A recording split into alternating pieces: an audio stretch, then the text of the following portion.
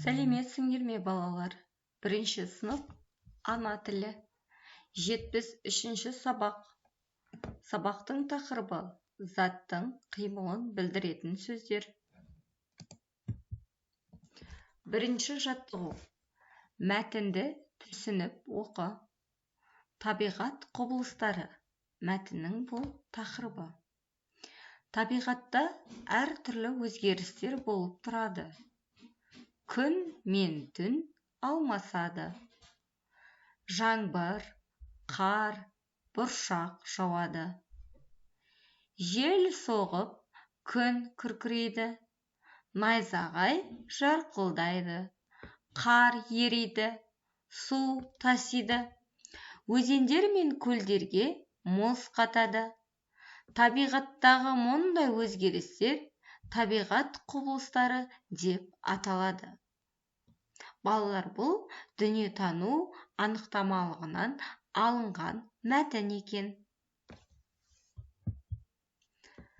Табиғатта қандай өзгерістер болады? Табиғат құбылыстарына нелер жатады екен? Осы сұрақтарға жауап беріп, өз ойыңмен бөліс. Екінші жаттығу. Көп нүктенің орнына керекті сөзді қойып жаз. Керекті сөздер күркірейді, жауады, алмасады, жарқылдайды. Ал қане, осыларды қойып көрейік. Күн мен түн алмасады. Жарайсыңдар. Жаңбыр, қар не істейді? Жауады. Күн күркірейді. Жарайсыңдар. Найзағай не істейді? Жарқылдайды. Балалар, заттың қимылын білдіретін сөздерге не істейді, не қылды, қайтты деген сұрақтар қойылады. Ұшты. Сұрақ қояшы. Не қылды? Ұшты. Жүргізді. Не істейді? Барды. Не істеді? Оқыды.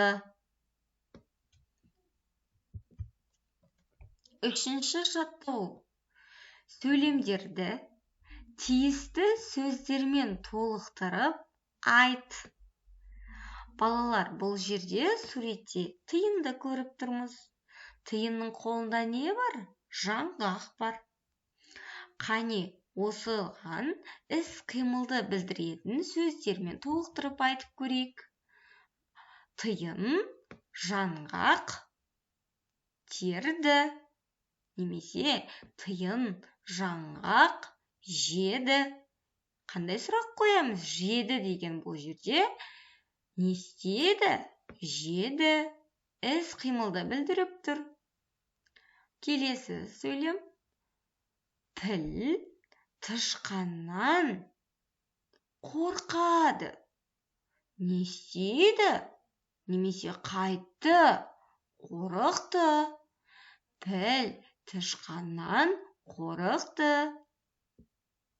Келесі сөйлем.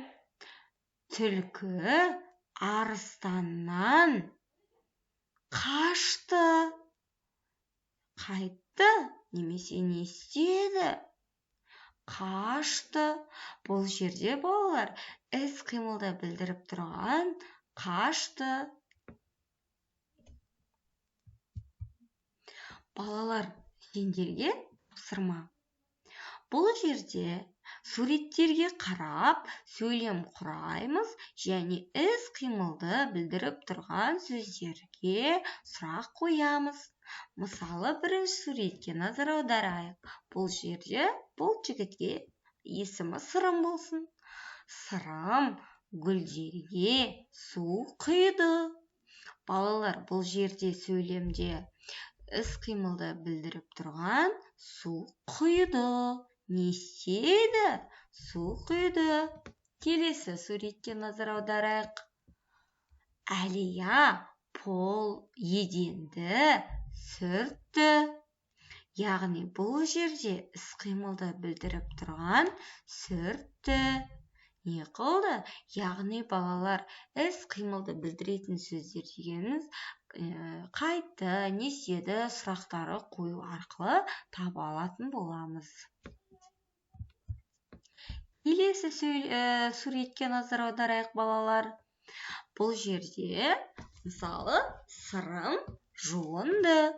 Балалар, жуынды деген іс-қимылды білдіріп тұр. Яғни іс-қимыл дегеніміз іс-әрекет, қимыл арқылы орындалатын нәрсе. Мысалы, жуынғанда біз қимылдаймыз, іс-әрекет болады, тып-тынышта тұрып біз жуына алмаймыз ғой. Сол себептен іс-қимыл, іс-әрекет дегеніміз сол. Келесі суретке назар аударайық. Бұл жерде балалар футбол ойнады. Яғни бұл жерде іс-қимылды білдіріп тұрған балалар не істеді? Балалар ойнады. Яғни ойнады деген сөз бұл жерде іс-әрекет, қимыл арқылы ойналады, дұрыс па футбол? Әрине, сол іс-қимылды білдіріп тұрған сөз ойнады болады. Келесі сурет. Әлия тігін тікті.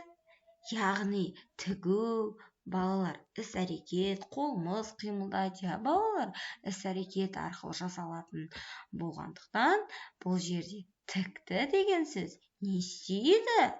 Тікті. Яғни бұл жерде тікті деген сөз іс-әрекет, іс-қимылды білдіріп тұр деген сөз. Келесі суретке өзің сөйлем құрап, қане іс-әрекетті білдіретін сөзді тауып көр балалар. Және өз ойыңмен бөліс. Балалар, бүгінгі сабағымыз осымен аяқталды.